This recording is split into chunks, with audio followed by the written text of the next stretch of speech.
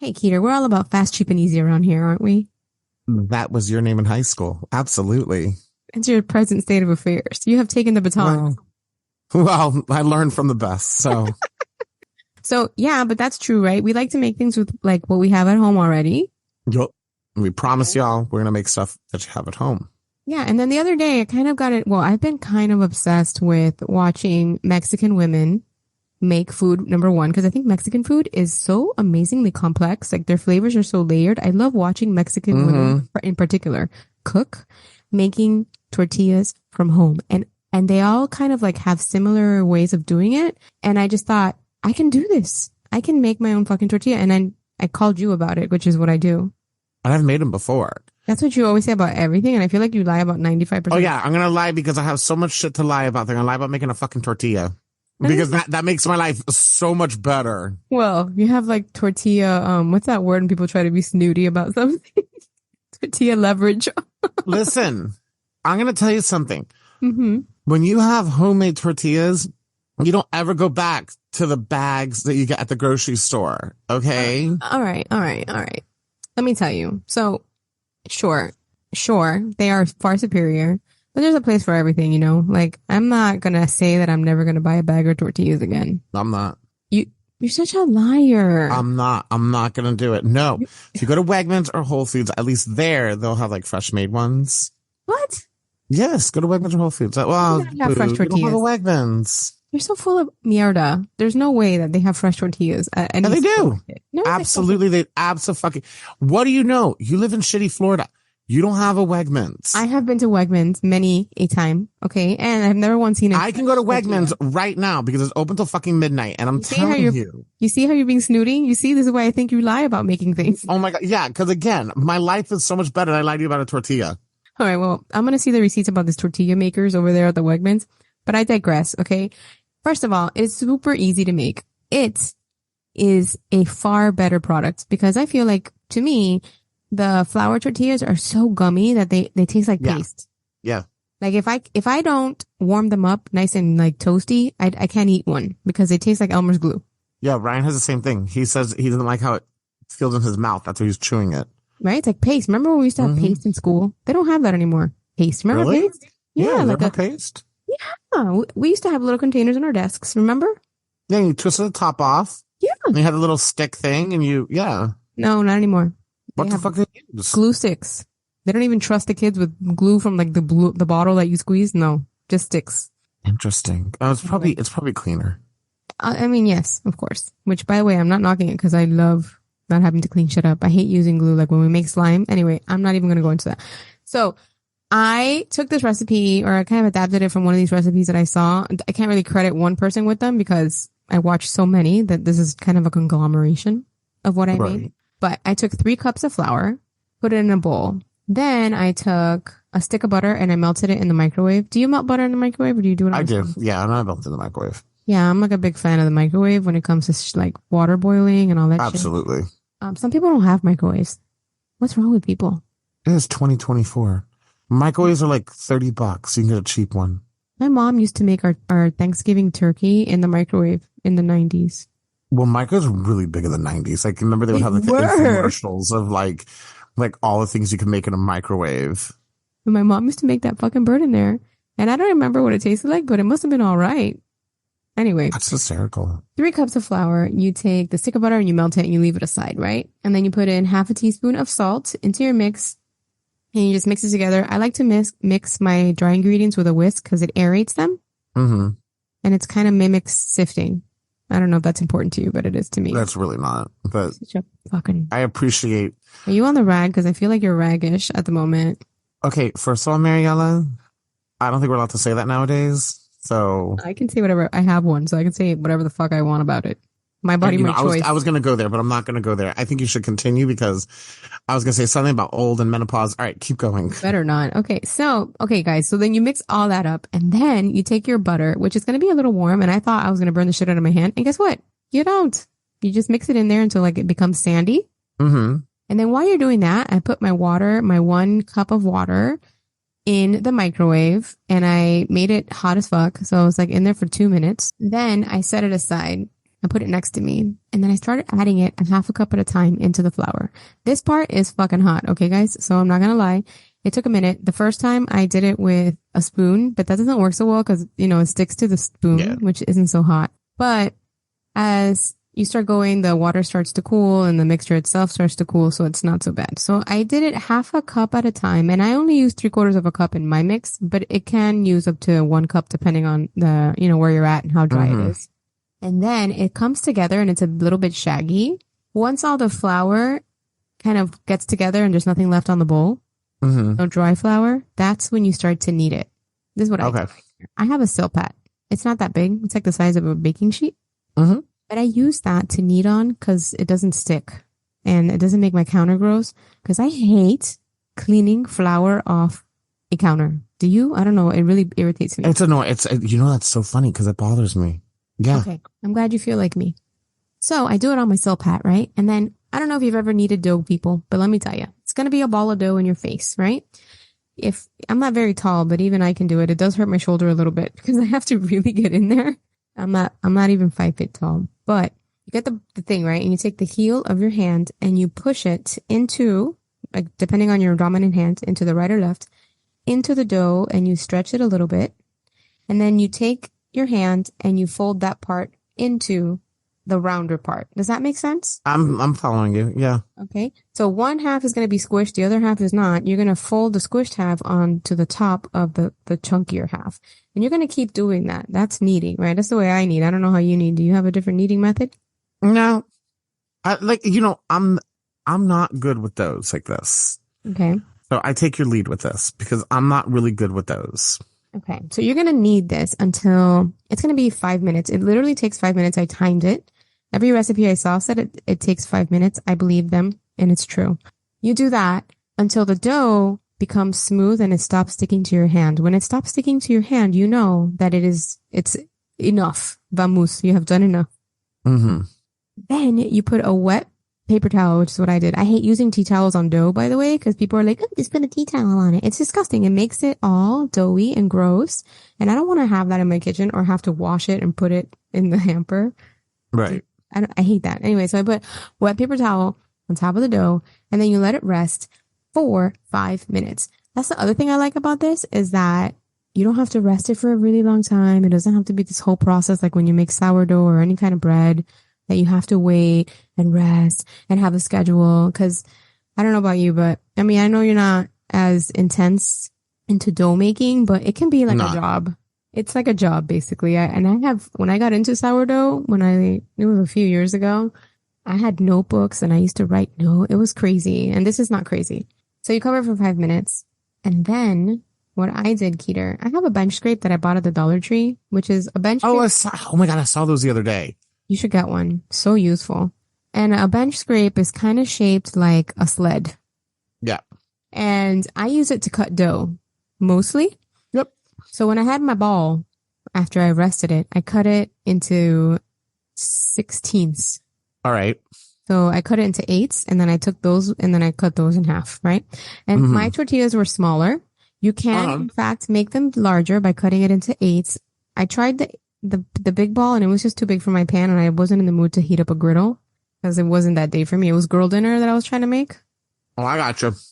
I just made like refried beans with a can of Pintos and I just like, you know what I'm saying? It was not that meal. But if you have a larger surface, it works out. So once you have these little balls of dough, you let them rest for about 5 minutes. Okay. If you have a Silpat, or if you don't, you have to flour your surface because you're going to roll these puppies out. I have a small pastry. I don't even know. It's a cake decorating fondant roller that I have from a long time ago. And it's maybe 12 inches. I think it's smaller. It's probably 10 inches. It's not very big. You know all about this, Keeter, right? It's not very girthy, average sized, right? Well, we go what you're getting at, Marty. Many of us are girthy, okay? So if you don't have the Silpat, then please go ahead and use flour on your bench. Yeah. Okay. So then you roll it away from you and then you turn it. You lift it up off the surface and you turn it a quarter turn and you do that until you have the size that you want. These should be thin. Yes. the reason I think commercial tortillas are gummy is because they are not thin, and they must do it because they last longer when they're thicker. Mm-hmm. So when you have a nice thin tortilla, mother of fucking pearl, it's almost like a crispy flatbread. It is so good. It's really good. Okay, so meanwhile, while you're doing this rolling, you're gonna have your pan heating up. I had it on like medium high because I didn't want to burn the shit out of it, right? So when your dough is nice and rolled out, you lean it over, like, you know, when you're like freshening up some bed sheets on a bed and you like kind of. Okay, I wish everybody could see you do that. You're doing the physical fucking motion of this.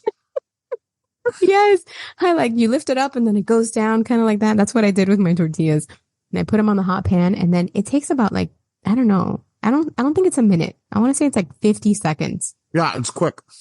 And it starts to make bubbles. When you see the bubbles, right? You're so close. Just wait. When you see a bubble, count to 5 or 10 and then turn it.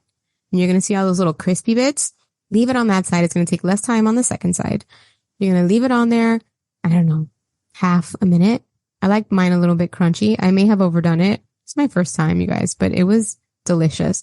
And that's it. And then you just keep doing that until you're done making 16 tortillas. I don't have a tortilla warmer, which I really, I saw one at Target in the dollar spot and I kicked myself in the ass for not getting it because I think they're pretty useful. You're making tortillas, yeah?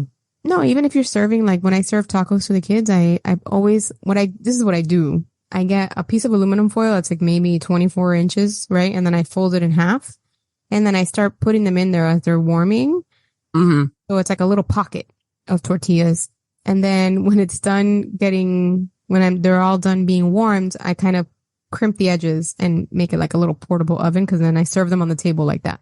Man, that's fancy. When my mom made tacos, it was not like that. I know, right? My mom didn't even make me tacos. So I don't know. We were that kind of Cuban. We were like, tacos. What the fuck is a taco? I only had tacos we made Taco tacos, Bell. but they were always hard tacos, and I like soft tacos. Me too. We always had crunchy tacos. Isn't that funny? And my kids hate crunchy tacos, by the way. They won't eat them. I like them. I like soft tacos. I like both. And I do love Taco Bell. I'm not going to lie. They have a new thing I want to try. Have you seen it? It's like a cheesy. Shut up. Is it like the big Cheez-It thing? No, which by the way, I'm not against. My husband was like, I can't believe it. Like it was like an indignation to him that I wanted to try it. I was like, what's wrong with the big Cheez-It? You tried it, didn't you bitch? No, I haven't tried it at all. I can't bring myself my I would try it. I love trying new things. Fight against me. Whatever. They have a new thing that's like a cheesy something, like a cheesy chalupa. I don't know. I love a chalupa. By the way, I went to a Mexican restaurant in Cleveland, which by the way, we have a lot of listeners from Ohio. Welcome. We love you. I just started going to Cleveland recently. I have fallen in love with Cleveland. It is so diverse and there's so many like cute little places. And we went to a Mexican restaurant there and I had these tacos, Keith. Holy fuck. They were carnitas tacos and they tasted like right legit. Okay.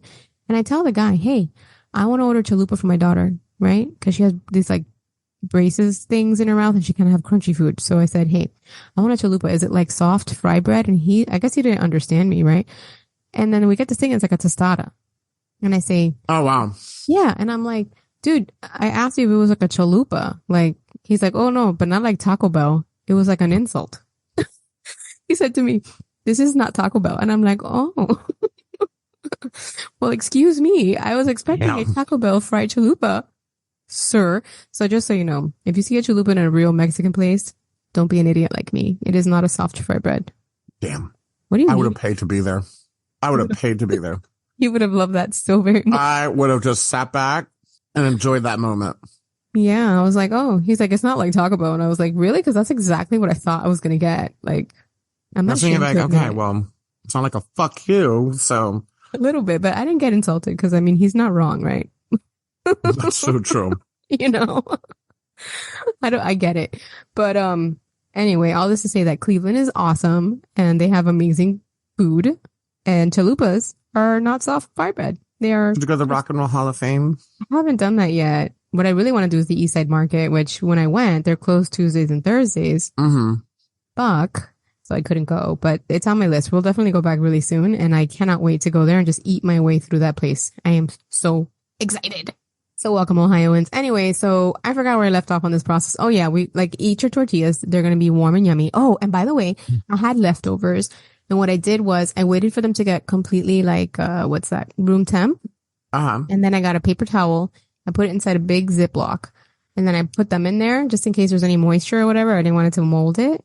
Right. And then I put them in the fridge. And yesterday, or actually today, I warmed it up in the microwave for like 25 seconds and it was brand new again. You should make like a dessert burrito. You know what I was thinking? Frying them like chips. Oh, yeah, absolutely. I wonder how different that texture would be from. Be very good, probably. Right? Like thinner and crunchier. Mm-hmm. Like a turtle chip. Get over the turtle chip, Maddie. That was a fleeting moment. Listen to our last episode where we're reviewing turtle chips because it's a good listen. I think it's one of our better shows. Not really, but they're good. They're good. And you should listen to it. So, Keter, yes. Since you're not dough guy, right? Yeah. Tell me like what your challenges are or you felt my challenges of dough is to get it thin enough to where it needs to be. Like, and that's any dough. That's if I'm making a pie dough. That's if I'm making, anything whatsoever. Like, I'm pretty good at making no-knead breads, but so like, for example, when it came to me and making tortillas, it was getting it thin enough. I'm just not good at that. So how was the quality of your dough? Was it elastic?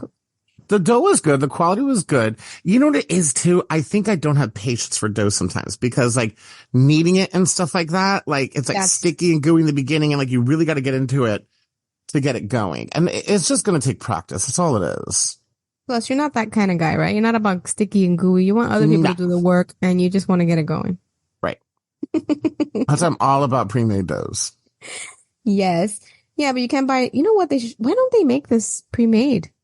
They should. Because it probably has a very short shelf life. I guess, but they can always put shit in it like they do pizza dough. I mean.